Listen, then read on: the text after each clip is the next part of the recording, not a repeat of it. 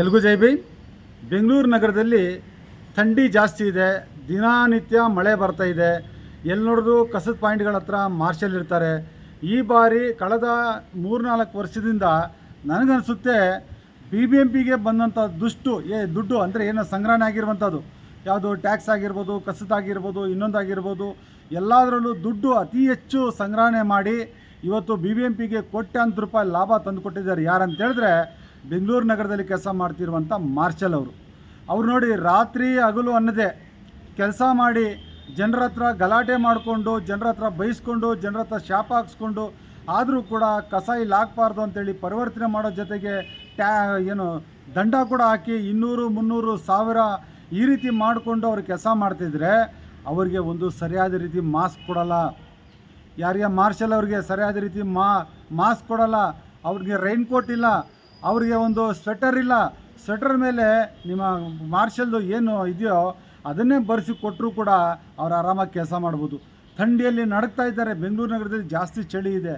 ಈ ರೀತಿ ಬೆಂಗಳೂರು ನಗರದಲ್ಲಿ ಮಹಾನಗರ ಪಾಲಿಕೆಗೆ ದುಡ್ಡು ಜಾಸ್ತಿ ಕಲೆಕ್ಟ್ ಆಗೋ ಥರ ಸಂಪಾದನೆ ಮಾಡಿಕೊಡ್ತಿರುವಂಥ ಮಾರ್ಷಲ್ ಅವ್ರಿಗೆ ಈ ರೀತಿ ಆರೋಗ್ಯ ಹದಗೆಡೋ ಥರ ಮಾಡ್ತಿರೋದು BBMP ಅಧಿಕಾರಿಗಳಿಗೆ ಸ್ವಲ್ಪ ಆದರೂ ಮಾನವೀಯತೆ ಇರಬೇಕು.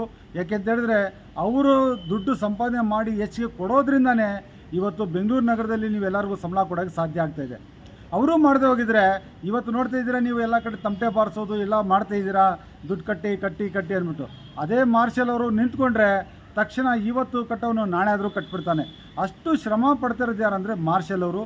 ಮಾರ್ಷಲ್ ಅವರಿಗೆ ESI ಕಾರ್ಡ್ ಇಲ್ಲ, PF ಕಾರ್ಡ್ ಇಲ್ಲ, ಅವ್ರ ಜೊತೆಗೆ ರೈನ್ ಕೋಟ್ ಇಲ್ಲ, ಮಾಸ್ಕ್ ಇಲ್ಲ, ಹ್ಯಾಟ್ಗಳು ಸರಿ ಇಲ್ಲ. ಅವರು ಡ್ರೆಸ್ಸು ಕೊಟ್ಟು ಆಗಲೇ 2 ವರ್ಷ 3 ವರ್ಷ ಆಯ್ತಾನೋ ಅದೇ ಡ್ರೆಸ್ಸಲ್ಲಿ ಓಡಾಡ್ತಾ ಇದ್ದಾರೆ, ಅದೇ ಶೂ ಅಲ್ಲಿ ಓಡಾಡ್ತಾ ಇದ್ದಾರೆ.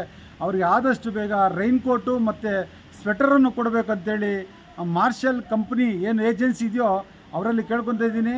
ಯಾಕೆಂದರೆ ಅವರು ಕೂಡ ಬೆಂಗಳೂರು ನಗರದಲ್ಲಿ ಬೆಳಗಿನ ಜಾವ ರಾತ್ರಿ 12-1 ಗಂಟೆವರೆಗೂ ಕೆಲಸ ಮಾಡ್ತಾರೆ. ಬೆಳಗ್ಗೆ 5 ಗಂಟೆ ಬಂದು ಕಸದ ಪಾಯಿಂಟ್ ಹತ್ರ ನಿಂತ್ಕೊಂಡಿರ್ತಾರೆ. ಆ ವಾಸನೆಗೆ ಅವರ ಆರೋಗ್ಯವನ್ನು ತುಂಬ ಹದಗೆಡುತ್ತೆ.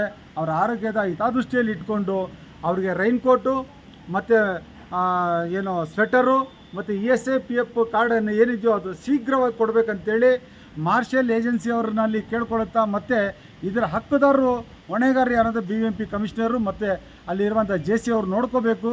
ಅವರ ಆದಷ್ಟು ಅವರಿಗೆ ಆ ಸ್ವೆಟರನ್ನು ಮತ್ತು ರೈನ್ ಕೋಟನ್ನು ಕೊಡಿಸ್ಬೇಕಂತೇಳಿ ತಮ್ಮಲ್ಲಿ ಕೇಳ್ಕೊಳ್ಳುತ್ತಾ ನನ್ನ ಮಾತು ಮುಗಿಸ್ತೀನಿ. ಜೈ ಭೀಮ್, ಜೈ ಕಾಂಚೀರಾಮ್.